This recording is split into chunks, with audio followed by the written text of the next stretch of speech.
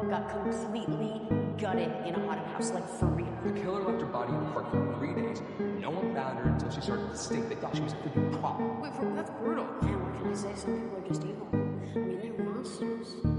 To them, every single day is Halloween, and they dress up so that we don't know.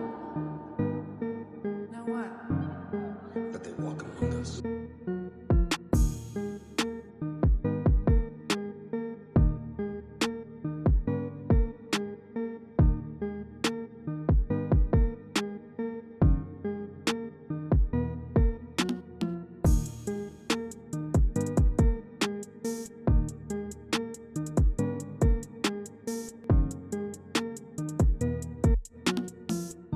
While other slasher villains chase fame, try to accumulate a high body count, or try to become urban legends, the killer in the movie we are covering today, called Hellfest 2018, does something more terrifying than any other horror icon.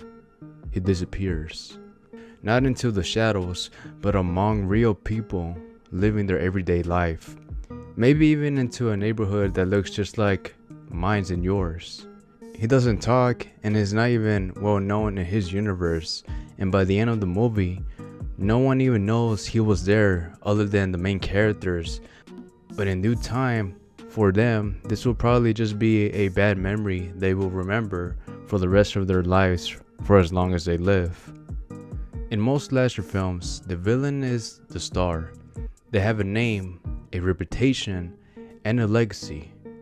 Think about Michael Myers, Freddy, Jason, and Chucky. You hear their name and you already know who they are.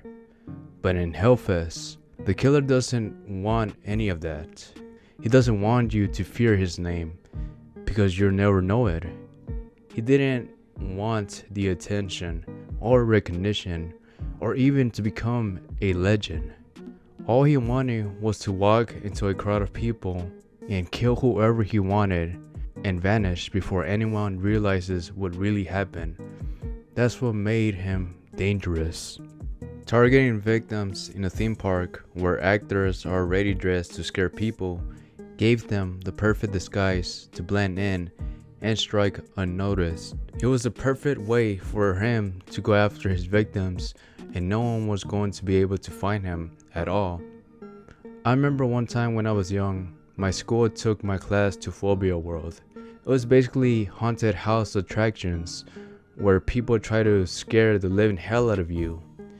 And I gotta be honest, they actually succeeded on scaring the heck out of me.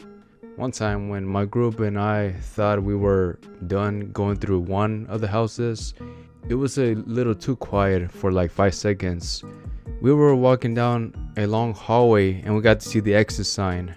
And then we heard a chainsaw go off. The chainsaw dude was literally chasing us away from the house, and we ran for our lives until he stopped chasing us and went back to scare the other groups. Good times if you ask me. Going back to the movie, the theme park was literally called Hellfest. It wasn't just a theme park though. It was a perfect playground for the other. This was the name given to the masked man by the staff members.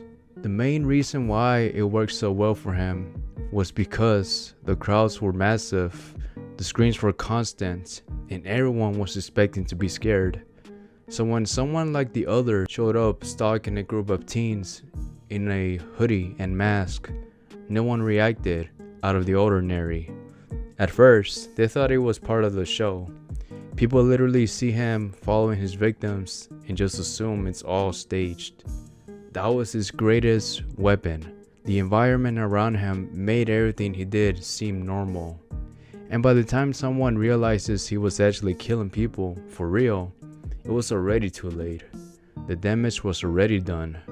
There was a scene early on in the movie where Natalie's friends told her that some park employees found a real dead body inside on one of the haunted house attractions. But they thought it was a prop at first and didn't realize it was an actual corpse until 3 days later when the corpse started to stink up the place. The story was treated as a urban legend gossip, the kind of thing people pass around to creep each other out. In the context of the film, though, it was meant to foreshadow what was really happening inside the park. Another reason the killer from Hellfest wins by staying unanimous is by the simple costume he wears.